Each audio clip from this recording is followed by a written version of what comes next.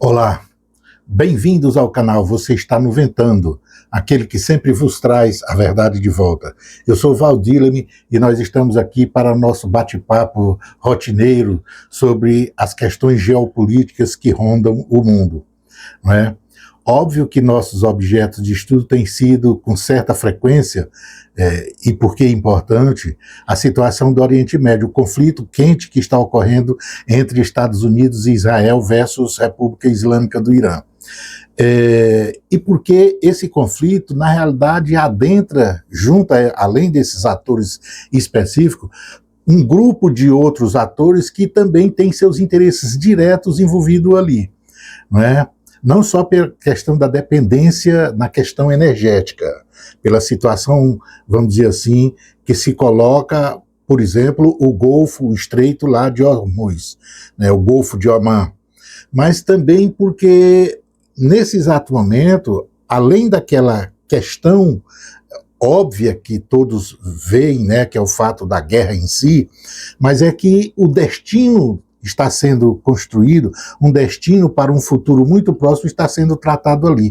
Uma sorte está sendo jogada, né?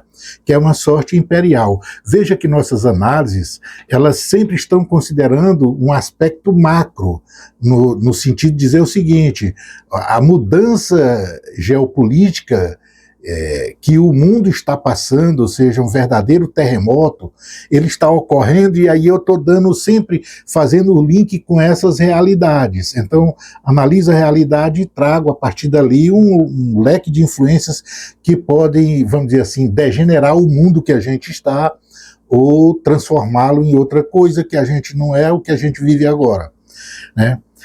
Pois bem, mas se você estiver vindo aqui pela primeira vez, você está convidado a fazer sua inscrição, a marcar a sinetinha para receber as novidades e também fazer seus comentários, né? Distribuir para os seus amigos, conhecidos, para que mais gente conheça do nosso trabalho e participem também, a fim de que eu também consiga comungar das visões de mundo que vocês têm, que vocês percebem, né? Isso para mim é importante, porque também é um aprendizado, obviamente. E a outra coisa é, se tiver, vamos dizer assim, alguma dificuldade conceitual ou a compreensão na leitura de alguns objetos que a gente sempre faz aqui, eu sempre aconselho a fazer uma visitinha aos nossos vídeos anteriores que estão publicados no canal, onde a gente, na realidade, trata, às vezes, especificamente dos objetos que podem ser provocador da dúvida, beleza? Pois bem, feitos esses esclarecimentos, como eu disse, nós estamos dando prioridade à compreensão do que está, os fatos que estão decorrendo ali na região do Golfo Pérsico, mas também não temos que não podemos nos distanciar dos outros elementos que influenciam ou que sofrem influência que ocorrem em outros cantos do mundo, em outras partes do mundo. Isso é muito importante que a gente case essas coisas para permitir que a leitura, que a verdade que a gente busca, ela seja mais realista possível, né? Esse é o objetivo do nosso programa, buscar a verdade verdadeira. Combater, de certa forma, as fake news, as falsas verdades, que as grandes corporações de mídia passam aí.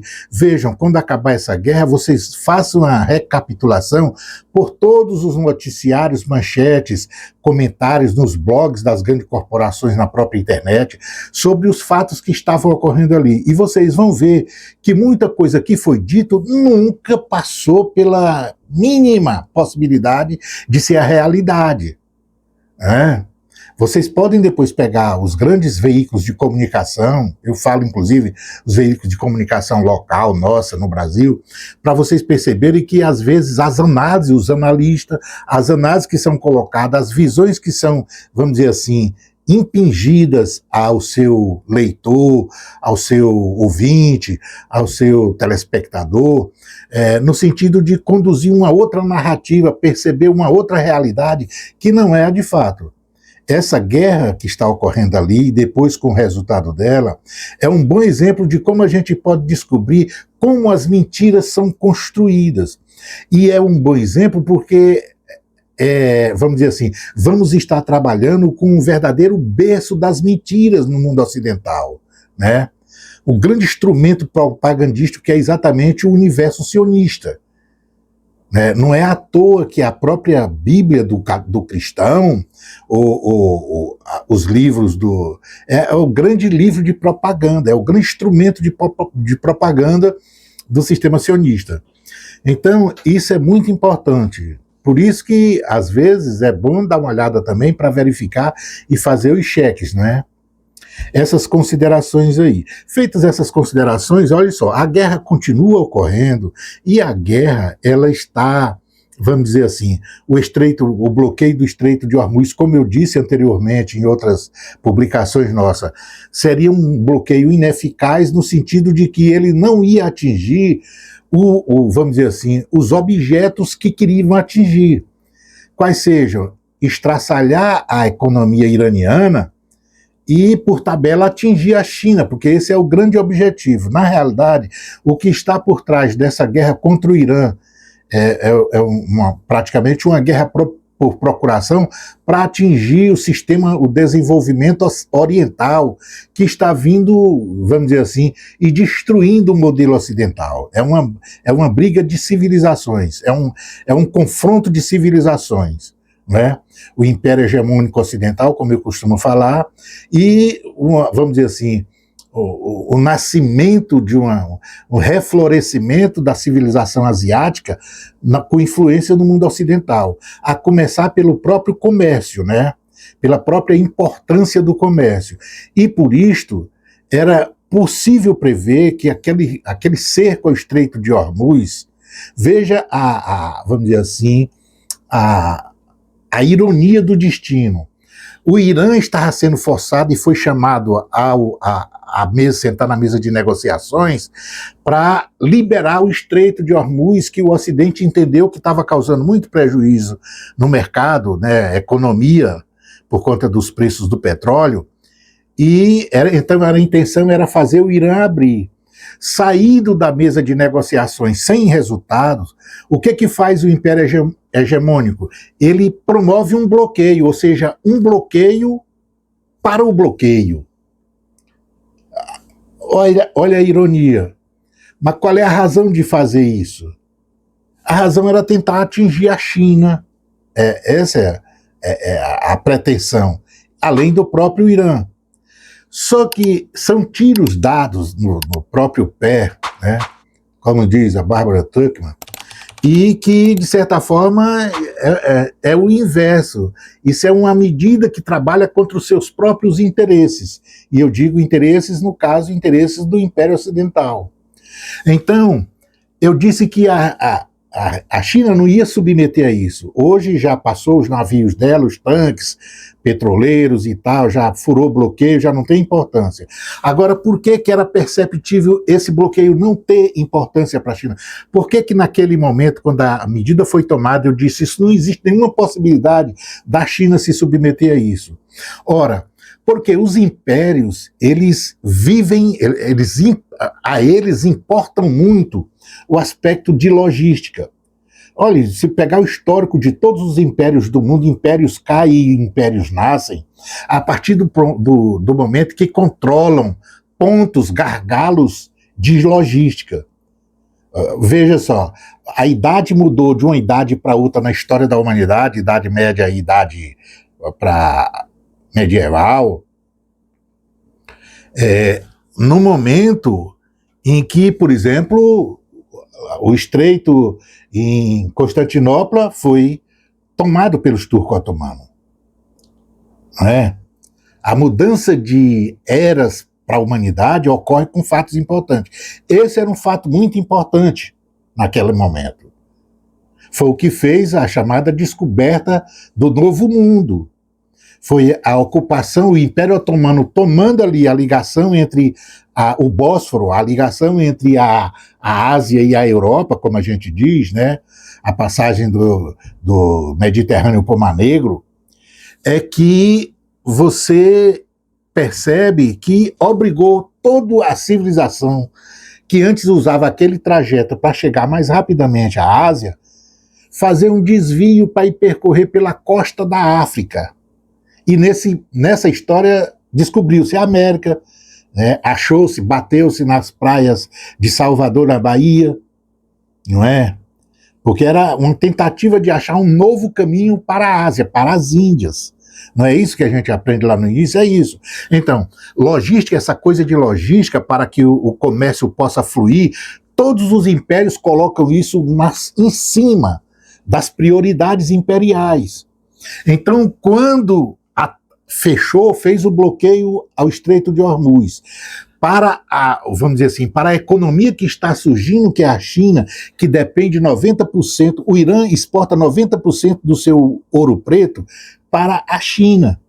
Ou seja, é o investimento da China, é a sobrevivência econômica da China, é o modelo de desenvolvimento da China que fica em risco com aquele bloqueio de Hormuz. Então, era a própria, quer dizer, fazer o discurso que Gorbachev fez, de fechar o Estreito de Hormuz para a China, como é exatamente o objetivo, e a China leu, compreendeu a coisa, não existe nenhuma possibilidade de sucesso ali, é como se você quisesse trucidar a nação, o desenvolvimento chinês. Ela disse, não é assim. E não ia ser assim. Inclusive porque ela tem um poder, além do poder econômico, um poder militar compatível com o império que está morrendo. Então, se o império militarmente está sendo detonado pelo próprio proxy da China, que é o Irã, imagine-se com a China. Então não tinha nenhuma razão para a China respeitar esse tipo de bloqueio. Ela não respeita, porque não tem nenhuma condição de respeitar. E aí ela foi. Aí, como eu disse, essas coisas são importantes para os impérios. O Império Turco, o Império Britânico, quando da luta, depois, quando caiu o Império Turco e tal, era muito importante para o Império Britânico aquela situação do estreito, do canal, que no caso não seria um estreito, mas um canal fabricado que é o chamado Canal de Suez. Isso provocou aquelas guerras que a gente viu. Quem tiver curiosidade pode fazer uma visita à nossa série sobre Gaza, sobre Palestina, onde eu trato em capítulos específicos sobre a situação do Canal de Suez. E para falar da importância dessa coisa, né? De uma logística comercial aberta para que os impérios se mantenham. Isso é importante. Então, naquele momento que ele fechou, eu disse, não existe nenhuma possibilidade na metafísica ou não, nem transcendental ou não, que permita a China aceitar esse tipo de bloqueio. Não existe isso. Portanto, é nulo esse bloqueio. O império hegemônico, que está decadente, ele só está envidando recursos físicos, econômicos, militares, para fazer uma coisa que é totalmente nula, no sentido de dizer, na sua competência, na sua capacidade técnico, militar e econômico de suportar, segurar um bloqueio desse contra a China, que está nesse momento sendo a adversária do momento. Né? Essa leitura ela seria, sem dúvida nenhuma, própria para isso. Então, falamos da inutilidade do bloqueio. Portanto, a saída agora seria, nos últimos dias do cessar-fogo, iniciar esforços rápidos, isso para o império que está morrendo, no sentido de parar a guerra, construir uma relação, qualquer que seja, que permita até retirar seu efetivo, as suas bases, fazer o que eu sempre chamei de inflexão dos músculos, sair da área do Oriente Médio, garantir um mínimo de segurança para o Estado judeu, o Estado sionista, e promover a queda de toda, ou seja, a parada, o estacionamento de todos os eventos militares ali na região da Palestina, Península Arábica, região da Síria, região do Líbano, permitir que as violências, eu digo violência física no sentido de guerra, parem e iniciem um processo de negociação efetivo para resolver o problema que deu origem a esse conflito. A origem desse conflito, ele não está aqui nessa guerra. A origem desse conflito, ele está lá em 1917. A origem deste conflito, ele está lá na Declaração Balfour, né? A gente já tratou disso. Também, se você tiver curiosidade, pode fazer uma visitinha nos nossos estudos lá exatamente no mesmo grupo de estudos que a gente tratou sobre a Palestina. Então, o que precisa ser feito é sentar e, de uma vez por todas, submeter Israel ao direito internacional, fazê-lo obedecer às normas do direito internacional e garantir uma autonomia, liberdade, soberania a um Estado palestino ali. Eu já disse, a melhor saída seria o Estado, aquilo que estava previsto anteriormente. No primeiro momento, era a Palestina inteira comportar um Estado-nação para as etnias semitas de palestinos, árabes e judeus. Essa seria a saída. Mas tem que apresentar uma saída. Essa guerra ela tem que sair com a sua resolução definida. E para resolver, não é resolver a partir do momento que deu o primeiro tiro. A resolução desse conflito ela se dá pela retroagindo até 1917, anterior à criação do Estado de Israel, né? Vamos dizer, a mais certa das resoluções. Mas você pode parar em 1948 e dizer, a Palestina vai ser criada e soberana administrativamente a partir das fronteiras de 1947. Não é? Então, essa coisa. Agora, mas eu chamei a atenção porque também está ocorrendo uma eleição que muda muita coisa. Qual é o muita coisa para essa realidade, para essa conjuntura geopolítica que a gente está vendo, que é um verdadeiro terremoto no mundo, né? A mudança dos polos de poder, né? Ou criação de outros polos de poder ao invés de um só, como a gente viveu até agora. É exatamente a eleição na Hungria. Veja que a eleição na Hungria ela está passando despercebida, mas ela é importante no seguinte aspecto. O Ocidente colocou um proxy para derrotar a Rússia. A serviço da OTAN, a Ucrânia estava ali para criar um problema existencial para a Rússia. Houve uma resposta e uma semi-derrota da OTAN.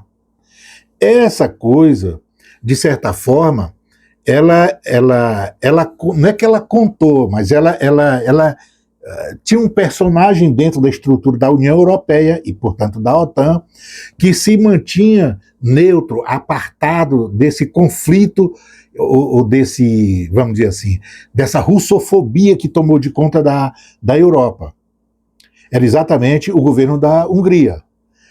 O Viktor Orbán. No mundo ocidental aqui, a gente, pelas propagandas, está acostumado a encarar que é uma extrema-direita. Como está surgindo extrema-direita em tudo que é frente e tal, as pessoas sempre reagem com esse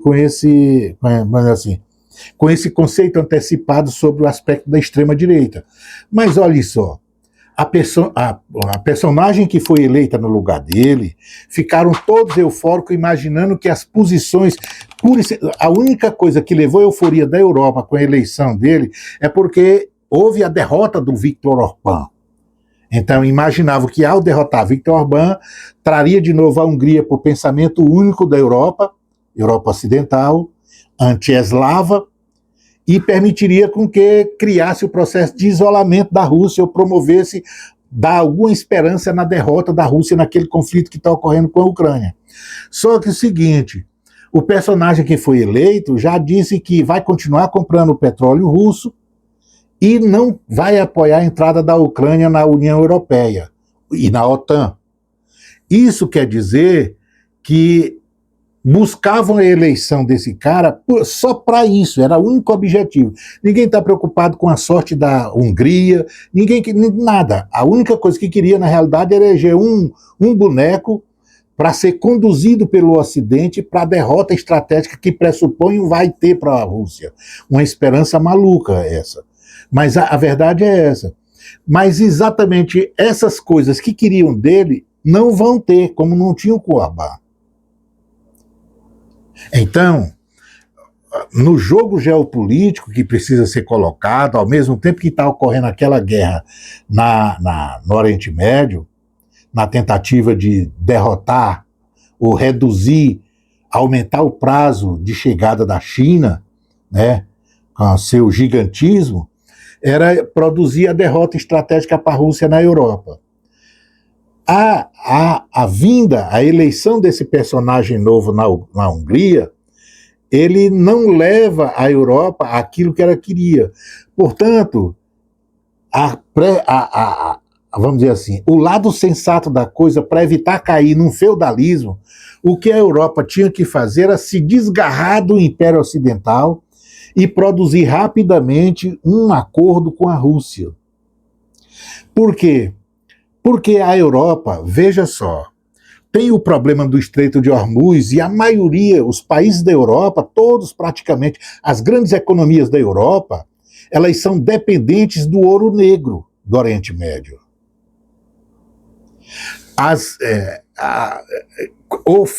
O ouro negro do Oriente Médio, ou tem que ser o ouro negro vindo dos americanos.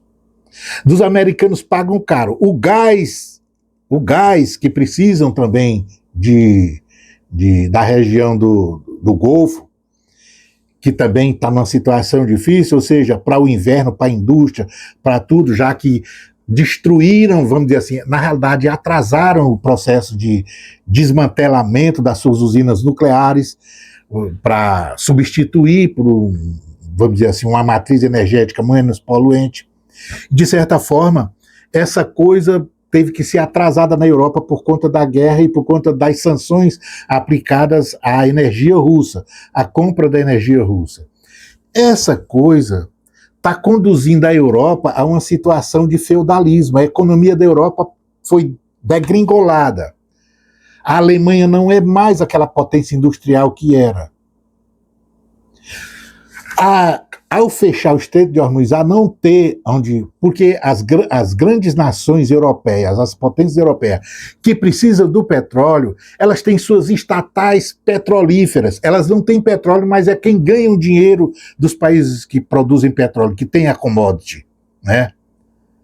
É a mesma coisa do urânio. Por exemplo, a França tinha seu suprimento de urânio na África. Ao perder suas colônias na África, está agora nua dessas coisas, né? Então, o império que está morrendo, ele está em busca de fontes de matérias-primas, de commodities, de cunho tecnológico, e é o caso das terras raras, por exemplo, os americanos querem um mercado no Brasil, etc. As petrolíferas todas, a francesa, britânica, BP, Total, todas, ao não ter o petróleo para refinar saído do Oriente Médio, a tendência dessas grandes corporações é morrerem, porque elas são refinarias de petróleo. Se não tiver matéria-prima, tem que parar as máquinas. Então, a Europa está caminhando para uma situação catastrófica no sistema, na situação econômica. Não é só por depender da matéria-prima para sua própria vida econômica. É porque suas grandes corporações que atuam nessa área, elas dependem disso que está lá fora, né, como tomar petróleo do Irã, da Venezuela, do Oriente Médio, daqueles países árabes que estão ali, porque elas não têm nas áreas, no mundo delas não existe isso. O que vivem de explorar no Mar do Norte, essa coisa toda, é beabá de consumo, né? Então, não é essa coisa que faz as empresas virarem gigantes do ramo, né? Não é com o petróleo do Mar do Norte que BP fica uma grande empresa, uma grande corporação. É no lugar onde tem matéria-prima para produzir em grande escala. Não é? Então, e aí isso está onde? Está nas colônias que era da África que estão se tornando independentes todas. Está na América do Sul. Está no México. Está no Canadá. Está no Brasil. É nesse lugar que estão essas coisas. Além de estar ali naquela área do Oriente Médio. Por que eu digo só isso? Porque aí eu não coloco a Rússia. Porque na Rússia é o lugar onde não tem país, não tem como ir buscar. O processo da exploração, ela não se aplica, e justamente por causa disso que querem rasgar a Rússia numa derrota estratégica. É para permitir que eles também tenham lá. Não é? Então, primeira coisa que eu vou falar, eu deixei assim só para lembrar que foi eleito esse cidadão na Hungria e que o que esperavam dele, por conta da derrota aplicada ao Viktor Orbán, que é de fato extrema-direita e mas trabalha contra os interesses deles. Né? Na realidade, não é que trabalha contra os interesses, na realidade, ele boicota, ele é um processo de boicote interno para os interesses das corporações europeias, ocidentais. Não é? Pois bem, nós vamos ficando por aqui e vocês estão convidados a fazer sua inscrição, a bater um papo comigo, jogar, vamos dizer, seus comentários, distribuir para os seus amigos, seus colegas e também fazer uma visitinha no passado, né, nos vídeos publicados anteriormente. Convido para também ouvir o W Erro. A patente pega, estola domada, oásis na cerca, em terra queimada, água seca, a lágrima chorada, o dente postiço, sandália calçada, de resto compromisso do eterno submisso, boca fechada.